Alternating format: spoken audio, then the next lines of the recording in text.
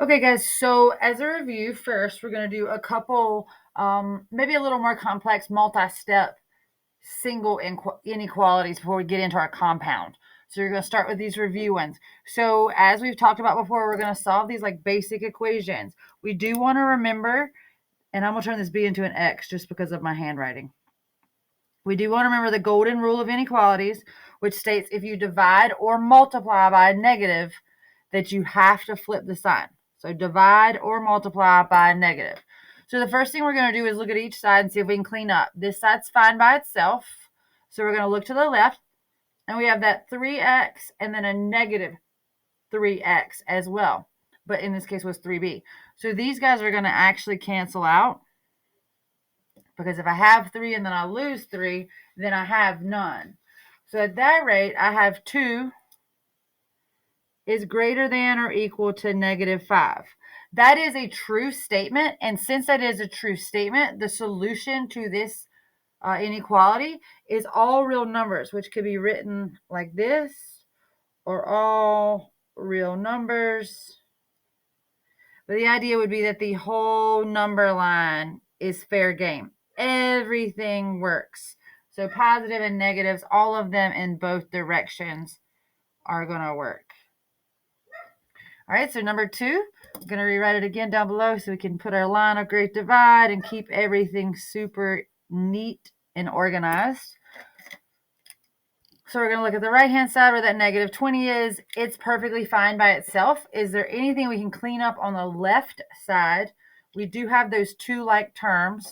So the x and the negative 8x, that's $1, and then minus $8. So that means I have a negative 7x, and then that positive 1 is less than a negative 20. Now I want to get that negative 7x by itself. So that 1 is attached by a minus, so we're going to subtract 1 because it's a positive 1.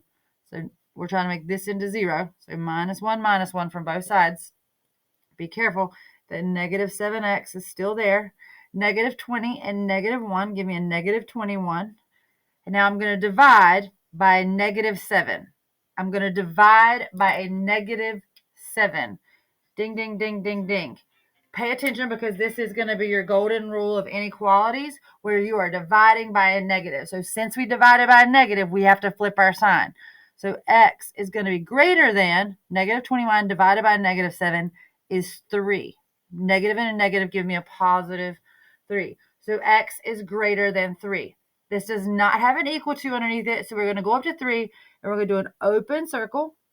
And x is greater than. So this is where we did our test point. So is 0 greater than 3? And in this case, it's not. So we are going to color away from 0. Greater than 3, so all numbers to the right. But remember, that's an open circle because there is no equal to. All right, so number 3. So I have 240 is greater than 6 times 6x plus 4. The first thing, hopefully, you notice is the parentheses. So we're going to take care of that first, and we're going to distribute that 6. So 6 times 6 is 36x.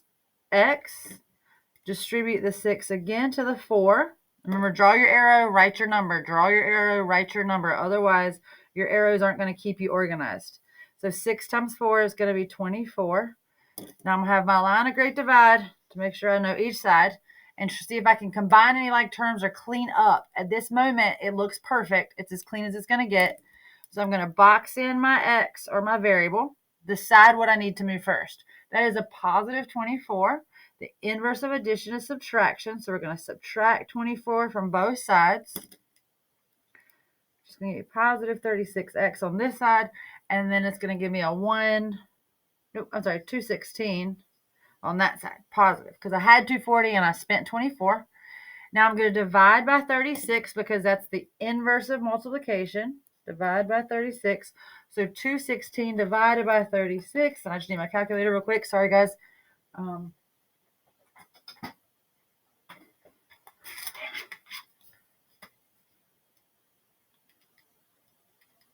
that should give us 6.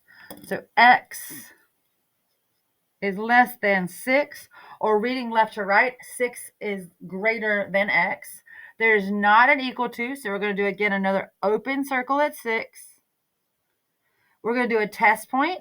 Is 6 greater than 0? So you're plugging 0 in the place of x. 6 is greater than 0, so we are going to shade towards 0. And our 0 is over here, so we're going to shade this way, all the way from that open circle to the left, because x is less than 6. All right.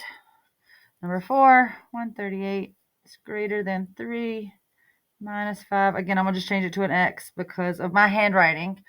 Do not do that in Desmos, or I'm sorry, in Delta Math, because if you change the variable, it will count it wrong. This is just so you can keep up with my handwriting, because sometimes my letters get to be a little wonky. So I'm going to put my great divide. 3 times a negative 5 is going to be a negative 15x. 3 times a positive 6 is going to be 18. And then we have our symbol and bring down our number, 138. So now we're going to look at our variable, box it in.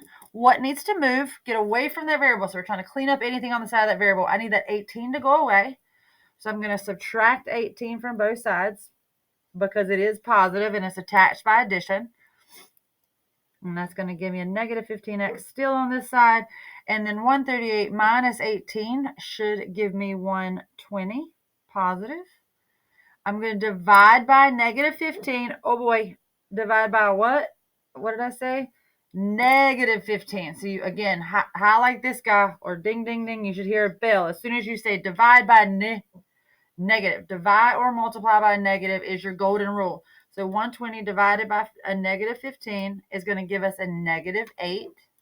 So negative 8. Then we have to flip the sign, x. And we flip that sign because, again, we divided by a negative.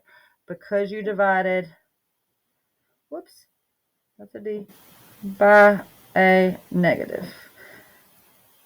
So remember, if you divide or multiply by a negative, you have to flip the sign in your final step. So then we have an open circle again because there's no equal to. So we're going to go to a negative 8, put an open circle. We're going to try our test point. So negative 8 is less than 0. Negative 8 is indeed less than 0, so we're going to find which direction our 0 is, and it's going to come up here past that negative 2.